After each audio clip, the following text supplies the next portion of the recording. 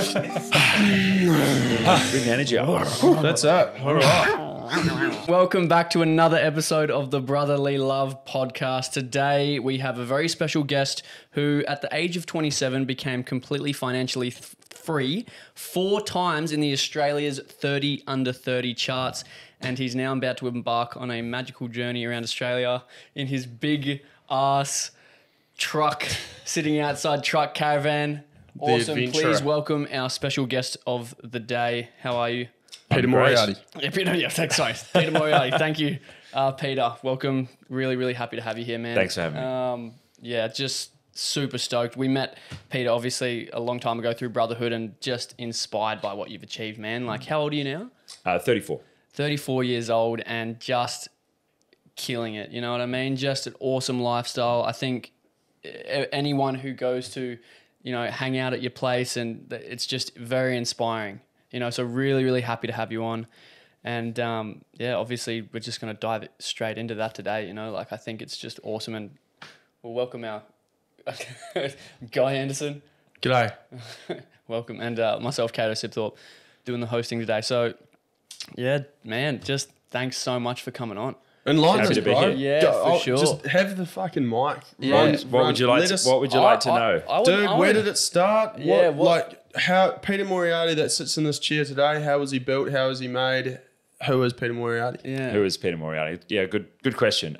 The journey's been interesting. I was a kidpreneur and was starting businesses when I was young. So I was that kid in high school selling porn magazines, selling burnt CDs, always kind of running a side hustle. And Still a pimp today. Still working on that. Eventually I got to the stage where I was pretty good with computers. I enjoyed them. Funnily enough, I started in a Steiner school, so I had no TV, no computers or anything like that growing up. But then my parents ended up divorcing. My stepdad had a computer. I was pretty excited to jump into the tech space and started helping out friends and family. By 15, I decided I don't want to work at McDonald's like my friends are, but I can put flyers in people's letterboxes, start a little consulting business.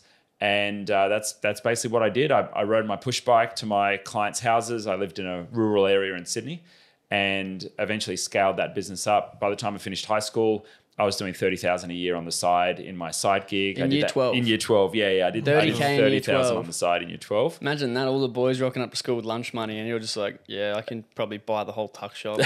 Yeah, we had a few good days at the tuck shop, actually. Yeah, it was pretty good. After that, I decided, well, business is my path. I won't bother going down, the university route. And back then, it wasn't popular to be an entrepreneur. There was no Gary V's, there were no, alpha motivation channels on Instagram or anything like that. None of that existed. So choosing the path of entrepreneurship was a contrarian path. Wow. But I knew I had it within me. I needed to go into business. And so that's what I did. And yeah, effectively that tech consulting business, I scaled. It went through different iterations as it grew, different niches, different specialties, different services. Still running now. The brand is called IT Genius. That's the main business.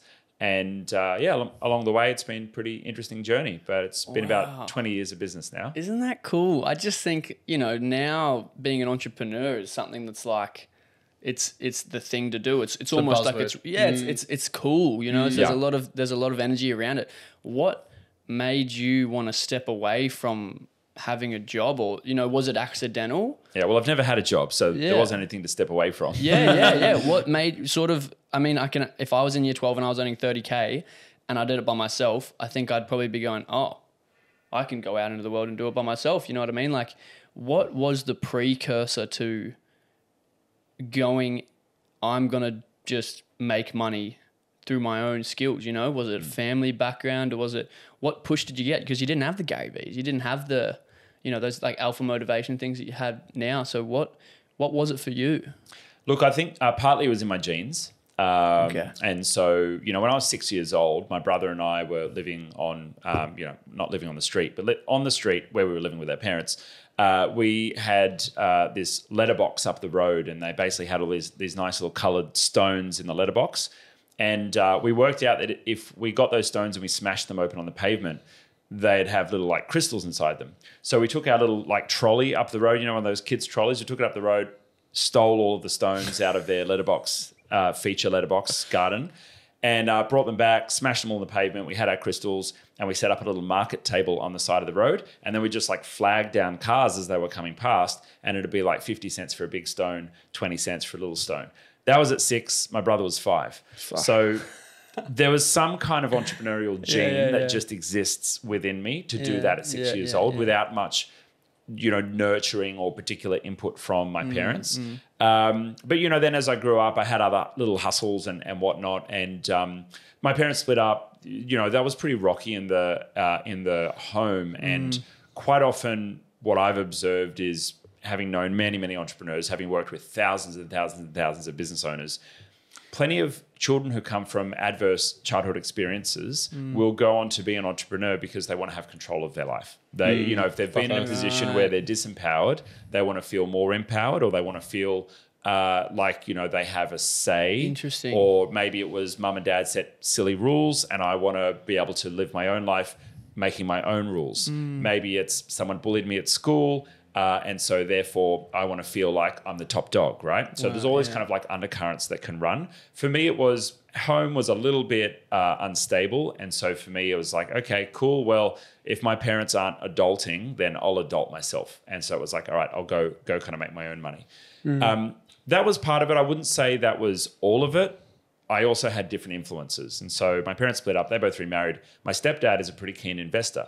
And he had all of Robert Kiyosaki's books on the bookshelf. And so around about 14 or 15, I read a copy of Rich Dad, Poor Dad, the classic. And at that point, I decided, oh, wow, if I actually want to build wealth, if I want to build real money and real freedom for myself, I'm going to have to do it myself. I'm not going to do it through working a job for someone else. My path is going to be building a business. Now, that's not saying that that's the only path for everyone in the world. Everyone's got their own path. For me, the path of entrepreneurship really resonated with me. And at that point, I decided I'm just going to go and do this. And so that was then my mission, to build a successful business, build wealth. I decided when I was at school, I'm going to work through my 20s. I'll work my absolute ass off so I can enjoy my 30s and the rest of my life. And I remember even in high school sitting in a class with our teacher and everyone was going around the room. The teacher had asked, what do you want to be when you grow up? Like, what do you want to be when you're 30 years old? Where do you want to be in life? And, some people were saying, oh, I want to have a family, or I want to be a firefighter, or I want to be a race car driver, or whatever that looked like to a certain person. They came around to me and I said, I want to be retired. That was my very clear goal. For me, I want to have financial freedom where all of my expenses are taken care of. I don't have to yearn for anything financially, and I have the freedom and flexibility to live the life that I want to live.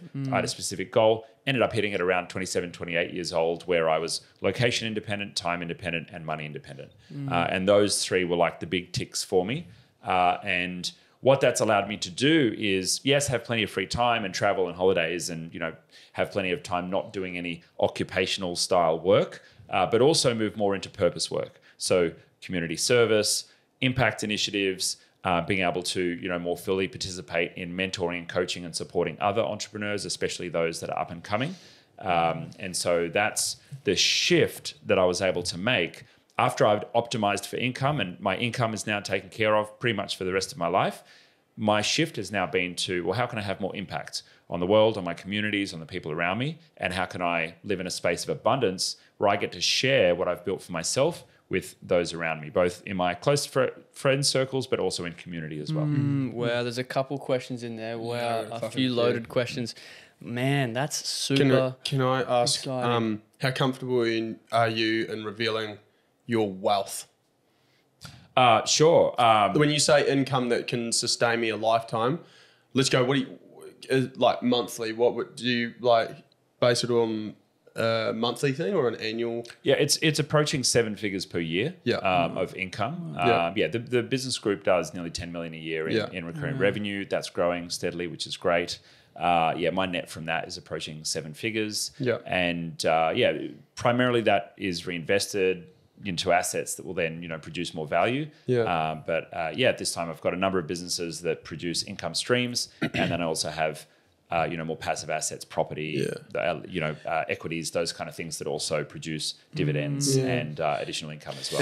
And thank you for sharing that as well, because I believe there's sometimes like a shameful thing about, I don't want people to know how much wealth I make, or how much income I earn, because it comes from a competitive standpoint of, once they have it, it means they're going to try and get after it or something like that. And I feel like you and yourself, that kind of ties into my next question was, as a man of affluence, how do you, on an axis of self-worth to financial worth, is there a linear correlation there, or how have you seen it for yourself?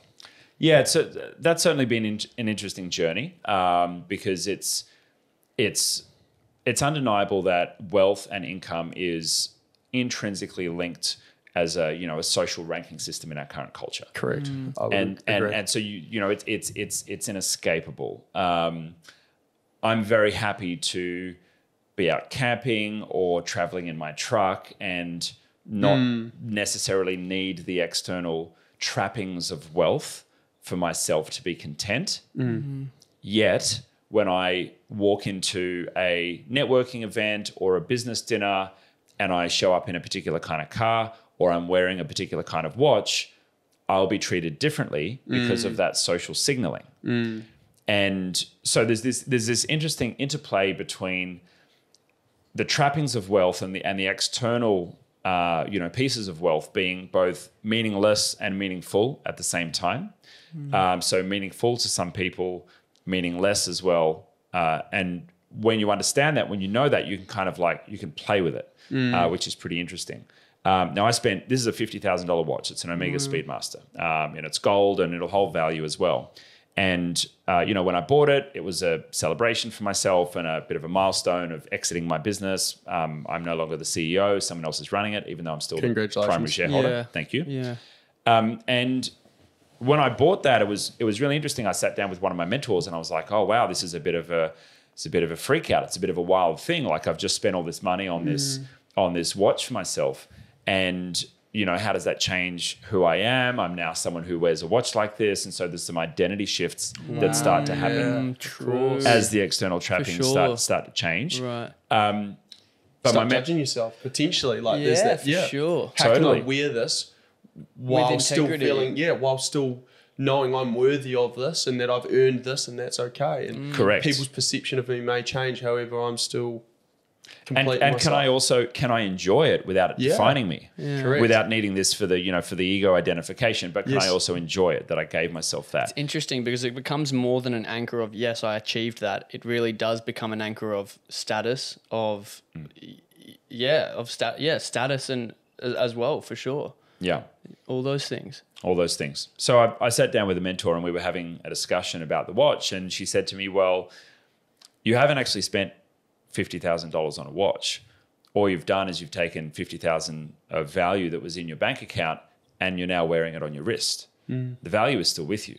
You haven't spent anything. You haven't lost or gained anything. It's just changed form. Yeah, right. Changed form. Isn't that correct? Interesting? Yeah. So there's all those interesting conundrums with with wealth and external trappings. There was a period certainly where I equated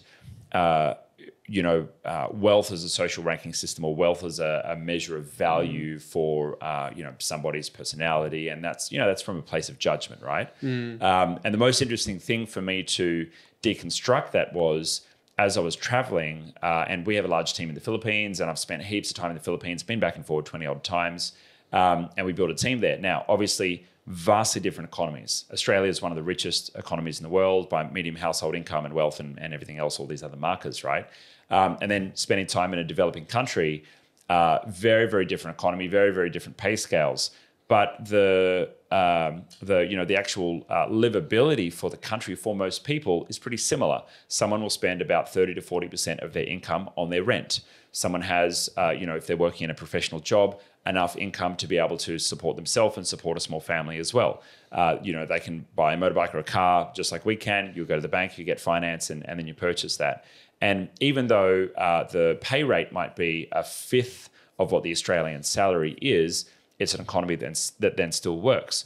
And so I had to reconcile, as I built an amazing team in the Philippines, as I had, relationships and friends and experienced culture with a vastly, vastly different economic reality, the bridge that I had to build for myself was, if there are these very different income levels, if there are these very different wealth levels, that's actually disconnected to who someone is as a person.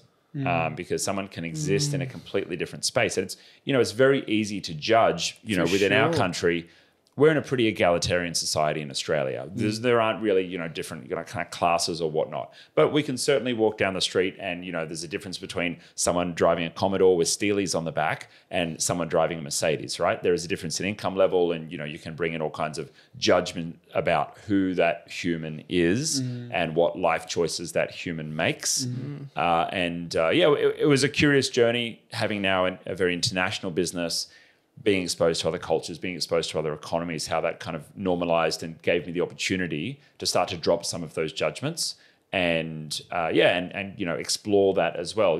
What does that look like and how can I be in a state of love and peace and non-judgment with whoever I'm experiencing, no matter what ideas I have about the economy or the culture or the country that they're from. That's interesting because I would have a perception of if I had a certain amount of wealth in this country and then all of a sudden I'm going to another country where they are 5 times lower than that of the average over here, it would automatically, for a untrained wealth mind, to go, well, they are even more, I want to say, give yourself superiority. Yeah, complex, you're putting yourself on this even bigger pedestal. And I suppose it would come to a point where you're going, oh, well, I actually can't do that now. It's like, that's actually completely unethical because they're still the same. They've still got, like you said, an economy that works, a family system that works, everything still works. And in some cases, maybe even better.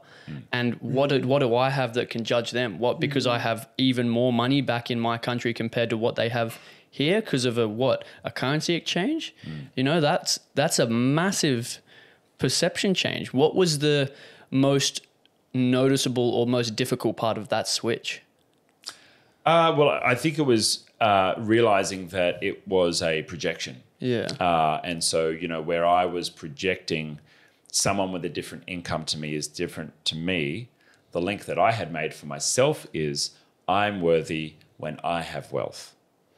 And as soon as I let go of my own judgment of myself, I'm worthy when I have wealth, then I was able to let go of the judgment of everyone else. They're wealthy. They're worthy when they have wealth. Isn't it interesting to even get to that perception though? You do need to have wealth to even make that switch. Yes. It's like you get to wealth and then you make the new mindset of, I actually need to let go of that. And Jim Carrey has that beautiful quote, I wish everyone in the world could become rich and famous so they can realize that's not it. And it's absolutely true. And it's not until I had all the money that I'd ever need for the rest of my life. I have all the toys and all the bits and pieces and all the external traffics. It's not until I got that I could kind of see the perspective of having both. And often when I think about integration, I think about like a pendulum swinging. And there's extremes on either end of a pendulum, right? And maybe you've in the context of wealth, you've experienced extreme poverty, or you've experienced extreme lack of wealth. But to understand where the integration is, you kind of need to swing all the way to the other side. And when you've experienced all the way on the other end of the spectrum, then you understand, okay, cool. I now have the perspective with the polarity of each different extreme. I can understand where the middle is and where the integration is. In terms of a metric, because you said you need to, for perspective and stuff, like to be able to wager yourself as wealthy, where did that metric lie for you? Like at what point did you define yourself, I'm wealthy now. I'm of wealth. My goal was to earn $250,000 a year in fairly passive income. And that's what I hit when I was, 27-ish. Yeah. And you did say you were that's enough to live really, really well. If you wanted to eat at restaurants every night, travel multiple months of the year. I mean, the time freedom is important to get right as well. Like if you're working 80 hours a week and earning $250, that's not a great life. So you got to have the time in check as well. But that's an income level which is, it's pretty silly. but you're effectively living, really, really good. Yeah, and that may be, if you're in a family unit, that may be median household income, right? That could also work as well if you wanted to. People have numbers of net assets and liquid assets and that kind of thing, but it kind of gets complicated because different assets you can divest faster than others. Like our tech businesses are probably worth 10 million, but we would have to find a buyer and we'd have to not fuck it up between now and selling it, right? So that's kind of like paper money that's not necessarily able to be realized. Yeah, it seems like this recurring thing is having it passively, having it residually. It's not just the amount of money you get; it's that time that you get back from it as well. Because you're right, earning 250K a year, that's awesome. But if you don't have any time to spend it, what's the point? You may as well earn 75K a year and have complete time freedom. Because at least when you have 75K a year, you can spend a bit over a K a week, and no problem. You want to take your income and divide it by the number of hours that you work. And that really gives you like your effective hourly rate in what you're earning as a net per hour that you're working. And so like my businesses, I've got them down to, if I want to, I can just work half an hour a week. That's a couple of meetings half a day a week. That's a couple of meetings with some of my teams, check in on the execs, check in on the strategy, and that's about it. I enjoy presenting a YouTube channel, so I do that. I enjoy being invested in new upstart businesses, so I do that. I enjoy mentoring other business owners and entrepreneurs, so I do that. So I choose to spend my time working about 2 to 3 days a week. That's a good kind of like amount for me. And then I have 4-day weekends, which give me lots of time for either activities, strategic thinking time, creative time, basically doing whatever I want. And, typically the wheels are then turning about business anyway, and I'll bring those fresh ideas back into the team. But operationally, I try and keep it 2 to 3 days a week, earning lots of money, lots of freedom. That's a good setup for me. And you said that as well, because you said you've reached at 27, you sort of reached that part where you were, bringing in that passive income, and then you shifted, and it talks about like at the pyramid of like hierarchy, and there's self-actualization right at the top, and then I can't remember who it was from, but I learned there's a higher precipice than that, and it's actually shared actualization. And it's like that's when you become into this. That's that real God shit. When you now are at the capacity to be able to help facilitate others to shift up the.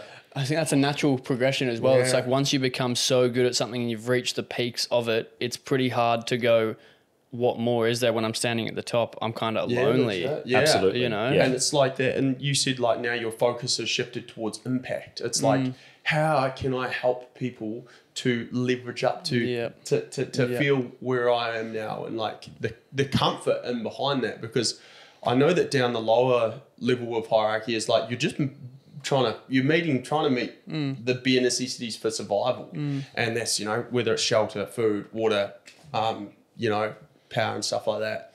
It's like as soon as you can move out of that, where you're no longer stuck in that sort of system, then you can start to broaden your horizons, and you can start to see where you're actually going to be able to generate more wealth for yourself, because you're no longer in that scarcity mindset of just purely fighting for the day-to-day necessities. Yeah, absolutely. You hit the nail on the head that many people will be in survival mode for a long time, and many people don't get out of survival mode with their wealth.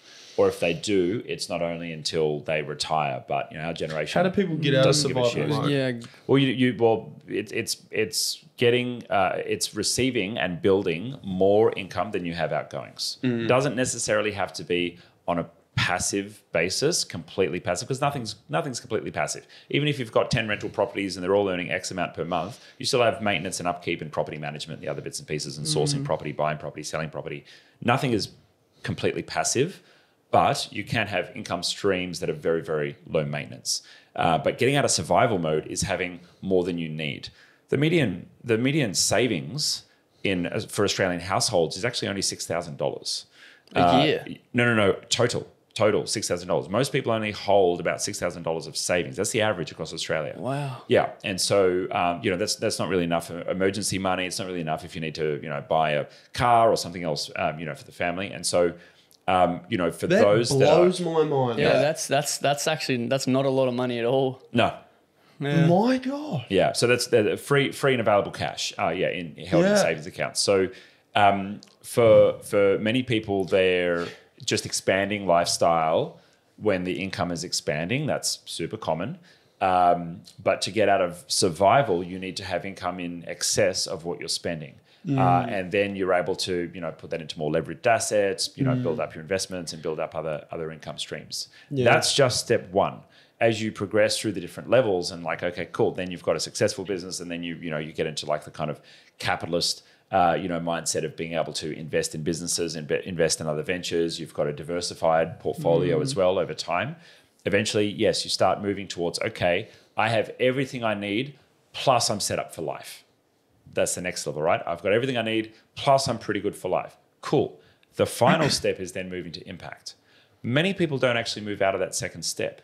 It's just better Ferrari, bigger business, more money, more luxury holidays. I can imagine that's when people can get pretty sad. Correct. That's Absolutely. aligned with our purpose as well, because that's when they're still in a competitive mindset. It's like me. It's greed. Correct. Rather than the ability to be collaborative and share it. Yeah, Correct. and that's a skill. And it is. And it's like, and then when you said that could be a sad thing, it's like, of course. Yeah. Imagine being Why at is the there top such a high depression rate? and being like, fuck, I just can't do anything more. This is it. I've got nothing to do. I'm just going to try and fill my ego and feel better and better about myself every day by buying this and buying that and fueling. Life feels good in service to others. It feels good when you're in service to others. And so, when you're building a company, you are in service to others. You're creating jobs, you're creating abundance, maybe creating abundance for your family, creating abundance for, your customers or whoever you're working with. Yeah. That's really great. But at some point, and this is my opinion, at some point, those who amass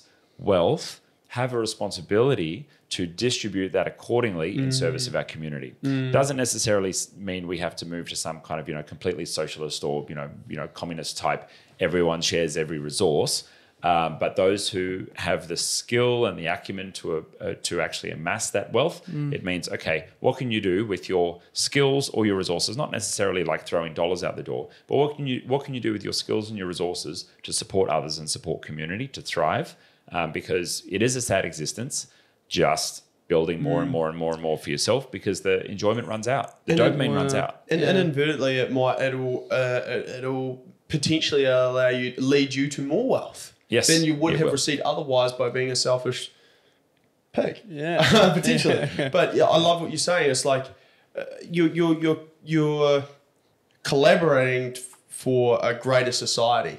You're lifting the vibration of the planet rather than, because your vibration's not going anywhere. If you continue to get all this wealth and still feel like shit. Yeah.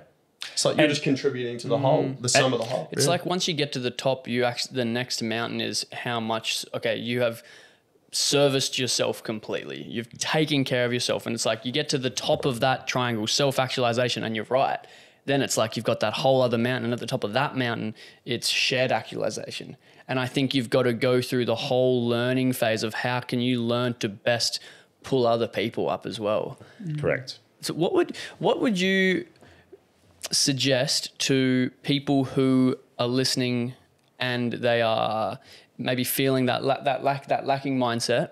And I know you said that obviously earn more money than you're spending, which is, I think, a very simple but excellent tip that I think everyone can do. Some people get the money, they start earning more money, they start spending more money. They we all do. Yeah. They all do. Yeah. What would you suggest that people do? That doesn't matter the age, but sort of if you look back at your own process, what would you suggest that people can start doing? What's an action step?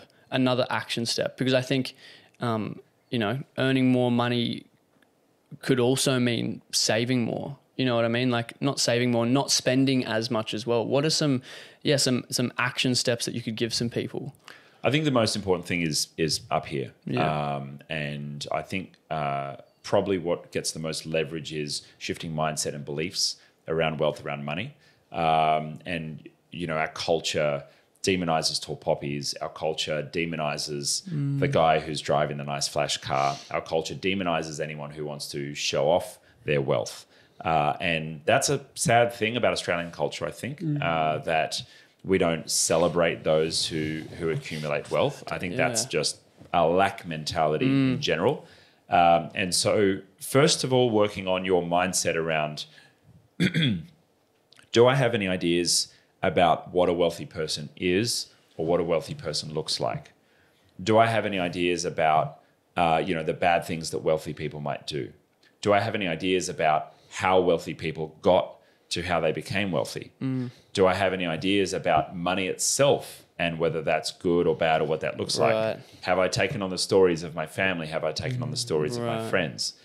That's most important to deconstruct. Beliefs, okay. Shifting and changing those beliefs. Because when you've got those stories in your subconscious, you'll never go and do it. And the tribe that you are around will hold you accountable to those beliefs. They're the ones that are actually going to either promote or detract from where you want to go and what your values are. That is very, very true. Super, super basic. On a more practical level, when you're aligned to your vision, you're aligned to your values, you're aligned to your goals, all of the actual resource building just happens naturally.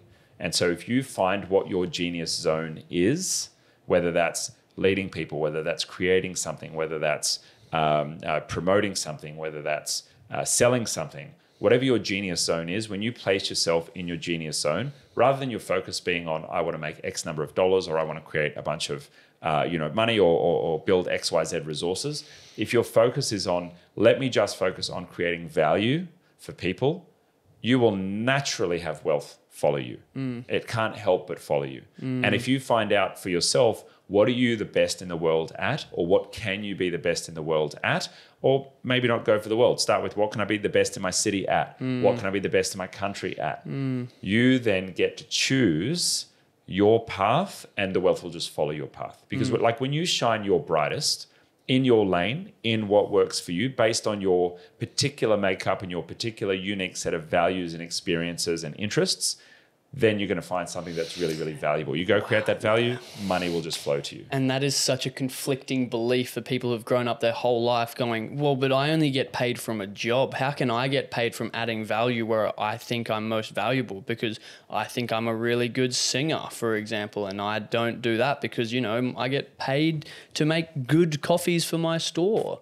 Like, that is a huge jump. And I think it was so good for you because you never had the job. You never had a job. You could go out and it was like, I'm going to work for myself. And for people who's in their 30s and 40s, the disbelief in what they can achieve just mounts up, and it becomes, that's only for special people. What you shared before was absolutely brilliant, by the way. Like, I just want to give you some acknowledgement there. That was really fucking well articulated, and it just made so much sense, I reckon. So if you were listening and I'd recommend playing that back, because that is... really well done, and I think it provides a lot of value. There you go. And but also like inspiration. Hey, like you can do it. You just got to look into what you've been told, and then this is how you can rewrite it for yourself. The number one thing, and it's simple but challenging to execute for some, and that is giving yourself permission to live the life of your dreams and have the life of your dreams. Giving yourself permission to be your fullest expression of yourself, and giving yourself permission to go and chase your dreams. Now, I'm not an expert in NLP or, any of the kind of like the bits and pieces of going and do that. You can go to Tony Robbins, or, you can read a book, or maybe you go and meditate under a tree and you have that, that insight and that mindset shift. But that's the key thing, is allowing yourself that permission. And that can have layers and layers and layers and layers and layers of conditioning to work through. You will need to move through that conditioning. But once you've moved through that conditioning, you give yourself permission to go out there and shine and do your thing. Great. The rest of it can just follow. Can I ask a question I've never thought about before? Is there a world where everyone can be an entrepreneur? Sorry? Is there a world where everyone can be an entrepreneur? Well, I think there's a world where everyone can be self-leading. There's two states of being in the world. One state is I'm just a recipient of what the world throws at me. I'm a victim to the world, or I'm at effect of things going on around me. The other way of being in the world is I'm the cause. I'm at cause. I'm empowered, and I'm able to shape my life. Now, it doesn't mean that I get to play God and, like I can change the color of the paint on the walls here, although if I tried hard enough, maybe. But the reality is that our mindset and our mentality when we wake up each day can either be the world is happening to me, or I'm happening to my life and I'm happening to the world. And that little shift in perspective is enough to create value in your life, to chase after your dreams, to have the things that you want to have. And so I don't really define life as entrepreneurship or not entrepreneurship, because you could be an intrapreneur, or you could use those same qualities that exist in most entrepreneurs, which are, I'm going to do it my way. I'm going to have a crack at this. I'm going to pull together and find the resources and try and make this happen. I'm going to be bold where, where others maybe are just following the plan or following the crowd.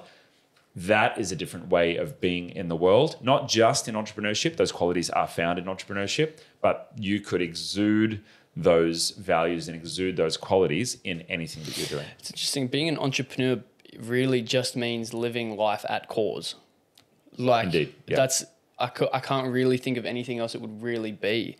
If you're at effect, I just imagine if you look at all the qualities of someone who lives a job and not lives a job at, because they choose, but lives a job at effect. Oh, I have to work to pay the bills. I have to do this. I have to. Whereas an entrepreneur is like, I get to do this opportunity. I think it's massively at cause. And I think that the reason entrepreneurialism is so scary is because it challenges so many beliefs that so many people hold. Well, you have to step in a cause. 99% of entrepreneurs are operating in cause. Not everyone else in the world is. Some people are. But that's the commonality between entrepreneurs. Most people are operating cause. There are some that are operating at effect. But that's the thing, And entrepreneurship is the greatest personal development journey you can go on, because every idea is challenged. Every time you grow and have more success, you actually need to leave the old you behind. So it's these constant ego deaths, constant shedding, constant growth. And every time you get to a certain point, and if you stop growing for a moment, then you immediately plateau in your results. And so there's a number of what I call entrepreneurial muscles. And one of the entrepreneurial muscles is the ability to grow and let go of the old past, your old versions of yourself. And you just need to get good at that. And the first few times it happens, it's really hard. It's like doing your first rep with a dumbbell, right? Or your first few pull-ups. The first few times you do it, it freaking hurts. And then the next week you can't walk, or you can't brush your teeth properly because you've hurt yourself so much, right? And that's like stepping out of a job into your first side hustle. Or it's like, just launching your first website or your first Instagram account to get a business off the ground. That's that first rep, and it sucks. That is so true. But over time it gets easier and easier and easier and easier until it's so easy that it's just, and the way that you guys will work on yourselves in your fitness, and I watch that and I go, oh my God, wow, look at these guys go and how they're working out. There are certain areas of my business where I'm like that. I launched a mentoring, a mentoring business, and I launched it with a Google form and made $200,000 and that's the run rate, $200,000 a year run rate in about 3 months. It was really easy to do. It took me about 10 hours of work to spin that up. And, to be able to be in a place of that abundance. I have another automotive business that I got involved in that's already doing $400,000 a year, and I've spent about 5 hours in that business since January 1. And we've spun that up from nearly scratch. It's just building on the muscles. I've watched you build from that Google Sheet, running a thing and saying, hey, I'm going to teach some people how to do some systems. And I think there's about 3 or 4 guys on Brotherhood that have jumped on it. Myself, I was fucking itching at it. But anywho, and I can just hold so much gratitude for you within launching that program, because I've seen each and every day how all 4 of those guys go, the value I'm receiving from that. Because when some people hear, he's made $200,000 off, he's made $200,000 off some of my friends, and he's talking about it like it's just like, he's done that. Mindset, what I mean? Yeah. It's like, that's a mindset thing as well. It's like, where are you? Because even in knowing, like, if, for example, Yella is one of the guys that's on it, he won't mind me mentioning him, and like he could hear, the amount that you have earned from the coaching that you are running, and then go, oh my God, I've got that. But that he will be going, he earns every fucking bit of that because the amount of value he's provided for my life, good on him. And he's teaching me how I too can like do something like that. It's like, it's a real mindset thing. And so if you're listening and it's like, you know where you view someone for speaking on how much money they make from something or something, and you go, oh, fuck, he doesn't deserve that or something. It's like, maybe you need to look into yourself a little bit more, and like, where can you find the gratitude for someone who is doing that so that you too can hold the same vibration, earn that for yourself as well. It's all return on investment. And, you know, in any, business or like particularly, coaching containers, people can do maths. You can work out how many people are in there. You can work out what the program cost is. And, you know what someone's earning in revenue, not always profit, yes, in correct. revenue That's from a a big fucking business. one. But, then, when you are participating in a program like that, you've got to look at, okay, what am I investing and what am I receiving? What's the return on investment on what I'm receiving? I didn't go to university, but I've spent probably $500,000 on masterminds, coaching, mentors, and everything else. Yeah. And over that time, I'd always look at that and say, okay, well, I might be spending $20,000 a year with this particular mentor at the moment. What am I going to receive from this? Well, could I increase my sales in the business, or could I increase my gross profit in the business by 20,000 over the course of the year and subsequent years based on what I'm going to learn in the next 12 months with this person? Yeah, absolutely. Cool. That's an easy equation for me. And that's entrepreneurship, right? It's like, what can I spend? What will I receive? And managing the return on investment through allocation of capital to different areas. And that's all we're doing. The main difference between entrepreneurs and someone working in a job and then just building wealth passively through something like property is the ability to handle risk. Correct. And the appetite for risk. Yeah. Because entrepreneurship is just going into a very, very, very, very risky business. It's just going into a very risky, very volatile, lots of variables to manage. The amount of suffering right at the beginning where you're just constantly getting knocked down, but you know that the failures, that's where the growth is incurred, because you keep getting knocked down and you just hold that adversity, you hold that and frame you've got of to mind, step into that new person now. It's like Correct. the old person where they would have stepped away. You've got to go, fuck, I've decided to step into this new person now. I have to hold this person's belief, and they don't give up. And that's uncomfortable. And there's another really great quote by Steve Jobs, which is that you've got to be a bit nuts, like you've got to be a bit crazy, because any sane person would give up. Any sane person would just give up. And the numbers are really simple when you look at it. If you say, for example, you've got $100,000 and you go and throw it into an index fund, maybe you get 6 or 7%, over a long period of time, return on the market. If you're into property, okay, good return is what's that, 8, 9, 10, a little bit more percentage points when you factor in things like capital growth. Okay, cool. That's property. What about putting money into business? Well, you might get conservatively a 20% return on investment. When I spend money acquiring businesses, because I often buy businesses and we've used that methodology to basically scale up our company, I'm hoping to get 30, 40, 50% return on investment per annum on those businesses. Now, it's risky, takes a lot of skill, takes a little bit of eating shit sometimes, but that skill that I've now built in business itself allows me to accumulate more resources. And that's really the main difference. Entrepreneurship and building businesses is just a higher tolerance for risk, a higher tolerance for adversity, which is why it attracts the neurodivergent crowd, which is why it attracts the weirdos. It attracts the people that can't get a job anywhere else. It's great, cool. This is the playing field that you get to work on. And I'm not a massive fan of this quote, but living a few years of your life like no one will, so you can have the rest of your life living like no one can. That's the reality, basically. Like if you're willing to put in that effort and put in that energy, and you've got the smarts to do it as well, then you're going to be able to live in abundance, which is pretty cool. Why don't you like that quote? I don't like the quote because I don't believe hustle at all ends is a good way to live. There is a lot of hustle culture, which is like grind. And I've often toyed with the idea of, whether or not that grind is actually required.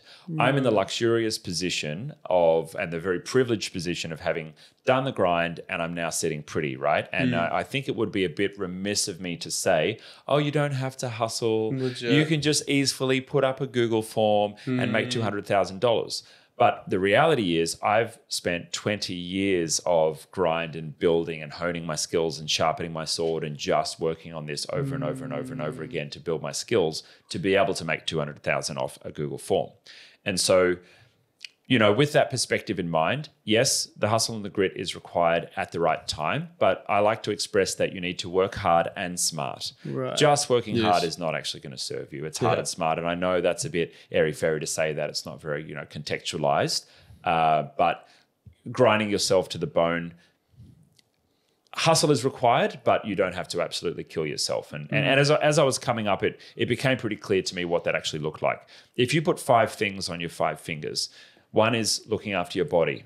One is looking after your nutrition. One is getting enough sleep. One is having a good relationship with, family or an intimate partner. And number 5 is maybe, having time with friends in social experiences or travel, right? Pick 3. You get to have 3. And if you really want to throw yourself into something, you're going to have to make sacrifices. Maybe see your friends a little bit less. Maybe you don't travel for a while. For me, I gave up. I wanted to still travel. I wanted to still have time with my friends. I gave up my body nutrition. And that's where I ended up in an unhealthy place. Now, is that the right way? Is that the wrong way? I don't know. But what I do know is that I've had the journey that I've had, and I've built significant resources. So there are going to be sacrifices along the way. Or maybe you could keep all 5 of those, but you're not going to make as much money. Or you're not going to have the same it's going to be abundance. Or it's going to be slower. Time is another relative factor in there as well. Yes. So, I went to extremes, neglected 2 things. And then, after I had built up the wealth, I was smart enough to know, okay, like I've built the lifestyle, I've built the wealth, I've got more time, I've got more bandwidth now. Now I can circle back, start looking after my nutrition, start looking after my body. Yes. I did the weight loss journey, 45 kilos, smashed through all of that. That was really great to now look at, okay, I've swung the pendulum to different sides. Now what does integrated look like in the middle? And what does healthy look like for Pete? Aligned to my values, aligned to my goals and my dreams. Am I living in the fullest expression of myself? They're really the most important questions that I ask myself now. That's interesting. I want to go back for a second and touch on something that we said earlier. Do you find that with every new evolution of yourself, you found yourself creating a different type of business or integrating a new type of business? Like if we are growing and you were saying you have to let go of the old version of yourself, could you use that as a business, for example? You grew one business and then it's like, okay, it's time to actually let go and step out of this business. I have to let that version of myself go. I'm going to step into something else. It's more my roles in a business that have changed. The most basic levels of entrepreneurial journey were written about by Michael Gerber in a book called The E-Myth, which is a great book. But you start as a technician, which means you're delivering the service. Then you move up to a manager, meaning you're getting other people to deliver, but you're just managing the production. And then the third level is entrepreneur. And so entrepreneur is someone who's just creating value and you have other people working under you. But that entrepreneur is a bit airy-fairy. Most people would call themselves an entrepreneur, but they're still, in some way operationally involved in a business. And so entrepreneur is, let's call that a strategic role in a business. But after that, above that is you move to like an investor job. And so your job is just allocation of resources. And so I'm at the point now where my job is to sit on the board of the companies that I'm a part of, be a primary shareholder in the companies that I'm a part of. And for the most part, I'm coaching and training executives on how to run businesses well. Because you've done the technician part, you've done the managerial part, you've done the entrepreneur part, and now you're sitting in entrepreneur investor, and you only need to drop down into entrepreneur. And when you're training people, you can even drop down into technician. But absolutely. The only way you can run a business so well is because and evolve through all those stages. Yeah. Correct. And now it's just a choice. No, you can't bypass. Isn't that interesting? You're right. So like for me, for example, I've been a bit confused about the definition of entrepreneur. While I believe I have entrepreneurial values on that definition, I wouldn't actually define myself at all as an entrepreneur because I'm still doing very much so the technician managerial sides of my business. I haven't got people running it yet. Yeah. And that's actually almost like a sigh of relief because I'm like, oh, okay, I do know my next step. And I think any entrepreneur, it's like a forgiveness piece. Every aspiring entrepreneur wants to feel like they know the next step. And for me to be able to go, okay, yeah, this is where I'm at. Yeah. Honestly, this is where I'm at. Boom. That's good. I like that. The interesting thing there is, if you've launched it, you're an entrepreneur. Like someone who's taken together disparate resources and created value is an entrepreneur. But there is no shame in calling yourself a business owner because that's the reality of where you go. Right. After the birthing, you're now a business owner. You're operationally involved. You're managing the staff. You're making sure the product goes out the door. there is a fetishization of the word entrepreneur. You know, it's something that's like, oh, I'm an entrepreneur, I'm famous, right? And what do people imagine, you know, with like a wheeler dealer entrepreneur? It's like they're just doing deals, they're, you know, flying around in private jets and, you know, doing all the fun stuff, right? And, you know, I've spent a lot of time with the entrepreneurs that are at very high level, hundreds of millions of dollars, billions of dollars of value created, literally jumping on private jets, fly to an airport, land and do a deal in the airport, jump back on the private jet, fly back internationally, right? Cross Tasman flights. Wow. And so, you know, I've seen those kind of deals happening. The reality is that it's never really the glitz and the glamour of how the TV shows show that entrepreneurs are. It's always a role that you need to play in those individual businesses. Right. And so right now, my day job is to be the chairman of the businesses that I'm involved in. What does that look like? Organizing the board reports, sitting in on the board meetings, spending time with the entrepreneurs, having, you know, like counseling and support and coaching sessions with them. I take the emergency calls when they've got an emergency call. I tell this story often. Just a month ago, I was on an island in Malaysia, just did some scuba diving, about to jump on a flight. We had a little bit of a break, thankfully, between those two activities. But I'm just about to jump on a flight, and my CEO of one of our businesses called me and said, hey, we've got a problem with one of our suppliers. They haven't recognized all the payments that we've made them for the last 3 months, and they're going to cut off all of our customers. And they were going to cut off a couple of hundred of our customers. And so our customers would be without a critical business service. And they said, look, we need $200,000 to pay this vendor to keep them off our back so they don't switch our customers off. You know, like, how are we going to deal with this? And, you know, he's a capable CEO. So he said, okay, I've done this, I've done this, I've done this. Here's option 1, here's option 2, here's option 3. This is what I'm thinking about going with. So, you know, he doesn't bring me problems. He brings me things he's working on. And he just wants my input on them. Yeah, it's not my call. He's the CEO. It's actually his call to do it. Oh, that's fucking brilliant. But but I did actually have some input that I could give on the situation to help things out. I had a relationship with the CEO of this Silicon Valley startup. I was able to email that person and have, you know, the right people talk to each other to help resolve it. Whether or not I was the missing piece in that, I don't know. It doesn't really matter. The reality there is I'm just about to board a flight. I'm on an island in another country. My responsibility of being the chairperson for that business does not stop. And so the fetishized and idealized idea of like being an entrepreneur where everything's easy and you don't have any problems is completely false. You will have a much more flexible life. It was a Tuesday afternoon. I had been diving. Great. I get to enjoy that pleasure, right? If I wanted to do zero work that week, I could do zero work that week. I enjoy that. But even with all of that freedom, I still have the responsibility. You know, it's more money, more problems as well. That happens. Yeah, your problems go from like $1,000 problems to $10,000 problems to that was a $200,000 US problem.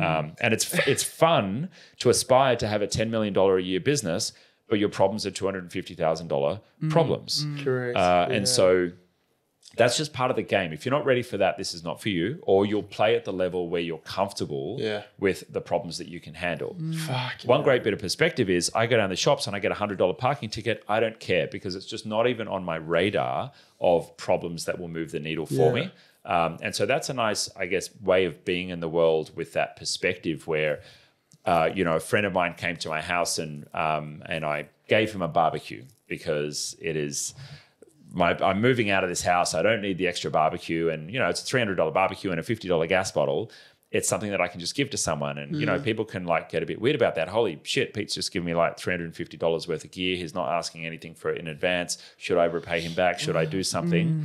But to be in a place of abundance is number one, because my problems are so much bigger. Like I'm very non-attached to that amount of, you know, wealth or money. But number two, being in a place of abundance means that I'm okay to share that. And I feel good about sharing that. And that's always the place that I've wanted to be.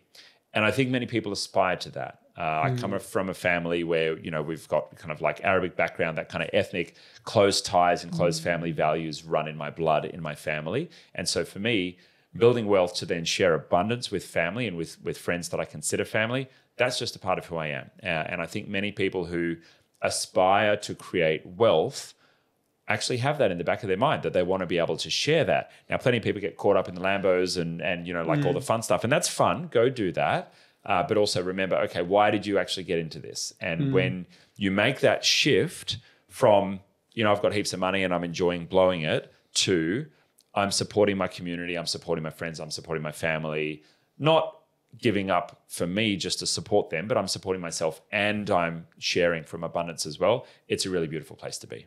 Oh, beautiful, man. What a great way to I just get excited for that level of like stresslessness, I want to call it, not stresslessness in terms of life's easy, because you, like you said, bigger money, bigger problems, bigger decisions, you need to be smarter for it. But yeah, that's, getting out of that, I got a parking ticket. Oh, I really don't need this right now, to be like, I just don't care. Like that's a real financial freedom piece there, Before wrapping this up, like,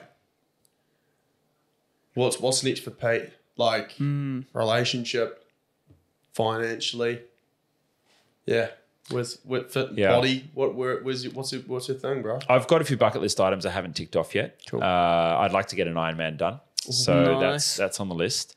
I'm just, slowly and easily working towards that. I'm enjoying the fitness routine, especially with Brotherhood. Yeah. It's a great place to be around community, support, brotherhood, and to be also working out and working on myself and a positive tribe that are ambitious and also open to entrepreneurship. And that's been the most interesting thing being a part of Brotherhood for me, is like how into entrepreneurship everyone is. That's a really nice thing about this tribe, because there's no like lack mentality, or I haven't experienced any weirdness about what I do or what my goals or ambitions are around this group, which is pretty awesome. You've probably got the opposite. You've probably got like intrigue. Absolutely. And a lot of it. Yeah, absolutely. Yeah. So, so that's the fitness goal. My intention this year was very, very simple. I wrote down, just as a curiosity, I wonder if I can earn net 7 figures from my businesses while traveling this year.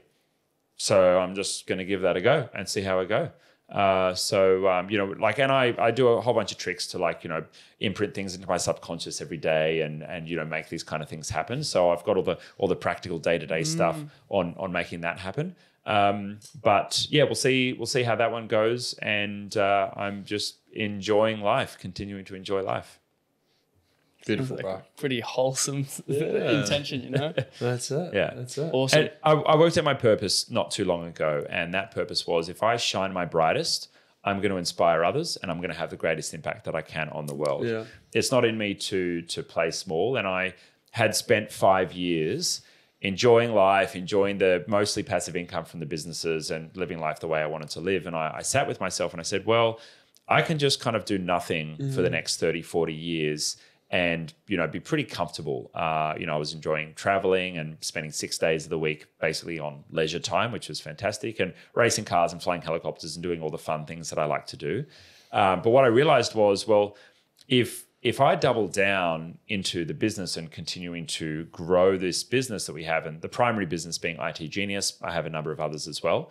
But if I continue to grow that business, let's say we grow it to a $100 million a year company, how many more people would we employ? That's good for the world. How many more customers would we serve? That's good for the world.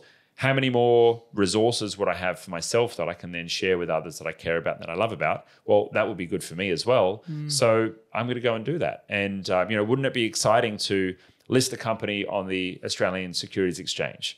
Wouldn't it be exciting to grow a team with hundreds of employees rather than the 50 that we have now? What would it look like to have $100 million coming through the business? What kind of challenges would we be dealing with there? Probably $10 million challenges, which sound a bit scary at the moment, but I'm sure we'll get there. So we set those goals, and then I worked on the identity piece. Okay, well, what would it look like for me to be a $100 million man? What does that look like for Pete? Okay, well, I can see that that's like business or first class travel exclusively. I can see that that's, me having the kind of home that's on the beach and, my dream beach house, spend $15 million on a place that's either on Palm Beach or Mermaid Beach up here on the Gold Coast. Okay, tick that box. What does that look like? Okay, if I wanted to go down the family route, that looks like a family that, has abundance but not opulence.